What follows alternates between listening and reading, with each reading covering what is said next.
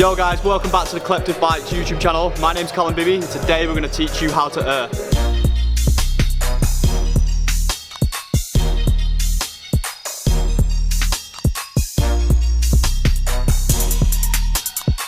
First thing you want to do is find a quarter you're comfortable on. Maybe a 5 or 6 foot quarter is probably best to start erring on. The bigger the quarter, it sounds weird, it's easier to err when they're bigger. The more transition and ramp you have gives you more time to get yourself set up to doing an err. So this quarter right here is probably like the best quarter you can get to err. It's a good 6 foot quarter, a lot of transition, it has good pop. The first thing you want to learn when you're learning how to err is how to go out of a quarter. It sounds weird, but going out of the quarter onto the deck gives you that feel of what it's going to be like to actually err the quarter. So just like this.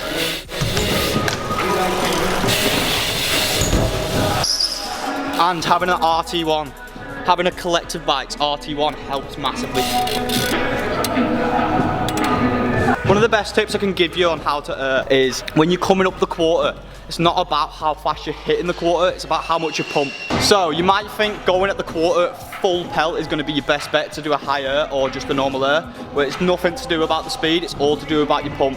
So when you're coming up to the ramp, you want to be coming up the ramp at the bottom of the transition, you want to be coming up it and like not doing a manual but putting your bum behind your seat pretty much and pushing into the bottom of the transition, so when you leave the top, all that momentum that you're pushing in on your bike pops you out the quarter.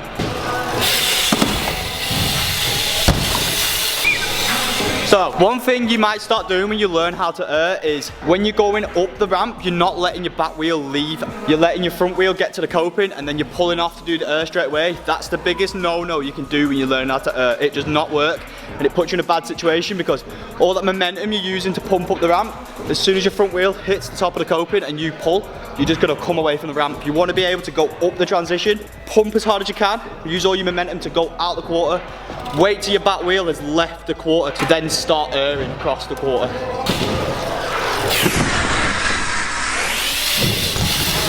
So I'll show you an example of what you might be doing and why you aren't erring very high. This is probably what you are doing if you're struggling to err. As you can see, what I did then was I came up to the top of the coping. As soon as my front wheel hit the coping, which is the metal bit that runs across the quarter, I just pulled away. I didn't let my back wheel leave the ramp. That is one of the most important things you need to learn when you're learning how to err, is to let your back wheel follow you when you come up the ramp. So let's go over the steps again. So step number 1, you want to be able to pump the ramp. It's all about pump. Speed helps, but pump is the most important thing.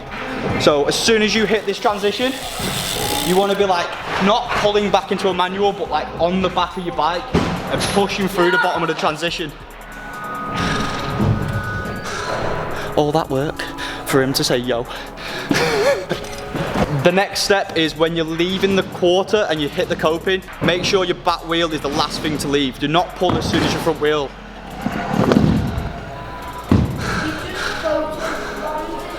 Fuck's sake. Right, I've lost now. Where were we at then?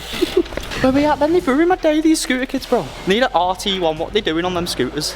Alright, so you're probably thinking, oh yeah, it's all good, you're just saying you just leave the back, you leave the coping with your back wheel and you just do a normal err. But there's a lot that happens when you're in the err that controls how you're gonna land. So when you leave the coping, you wanna kinda keep yourself like a pencil straight up in the err. And as you reach the peak of the err and you start feeling yourself come back into the ramp, you wanna start turning and looking over your shoulder and looking back into the ramp. So once your back wheels come off the coping and you're in the air, you want to start pulling your arms into you to get yourself in a pencil shape. And then as soon as you start turning, you want to pull your knees in, so you're in a tucked position, so when you're coming back in, you can get back into the ramp at a nice angle and carry on that pump and that momentum, so when you hit the box jump after it, you've got your speed to carry through. Alright, so the last and probably one of the most important things about an err is when you case, what to do. See, casing's a weird one because your back wheel is going to land like this on the coping. And you think what's gonna happen is you're just gonna go bang over the front end of your bike and then to your face. But there's a way of solving this. So when you're gonna case, you can feel it. You know your back end's over the quarter and it feels weird. So the way to solve this is when you're coming down, you wanna kinda like drop your back end first and try like tap it down. Don't go in with a lot of force, so you're gonna go over your bars, but the more you try and like make this motion feel like weightless, it's gonna like benefit you so much. Alright, so we're gonna do a quick recap of what to do when you err. So first thing, make sure you're pumping the ramp, you're getting that position where you're over the back end of your bike like you're doing a manual or going into a wheelie. You want to get that pump behind your seat, push up the ramp, and when you leave the coping, front wheel, wait till your back wheel's left the coping, then you start getting in the air. Once you're in the air, you want to straighten your arms out, pull your bike into you, and once you reach the peak of your air, you want to start tucking in your legs and turning back into the ramp. So the best thing about learning airs is that it's such a basic trick, but you can lead on to other things such as a flare or a tabler or a whipper. So an air is essential to learn when you are first getting your collective C1 or your collective RT1. You need to be able to air to learn these other tricks. So we're going to give you a few examples of airs and then add some tricks into them as well. Let's go.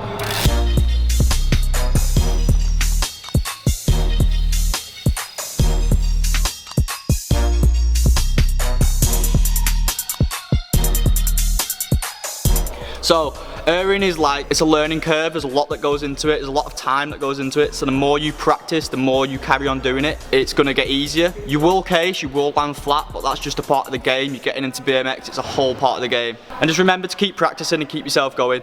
You will eventually learn how to air like I can air, it's just practice, that's all it is. So, thank you for watching this video. I hope this teaches you how to air. If it does, go to Instagram, tag @CollectiveBikes in it, tag myself in it, @Callum Bibby, and I will leave a like. Collective Bikes will also leave a like on your post, and yeah, thank you for watching this video. If there's any other how-tos you want to see, go down below in the comment section, type in what you'd want to see, and leave a like on this video. Subscribe if you're new, remember to hit that notification bell. See you in the next video everybody, peace.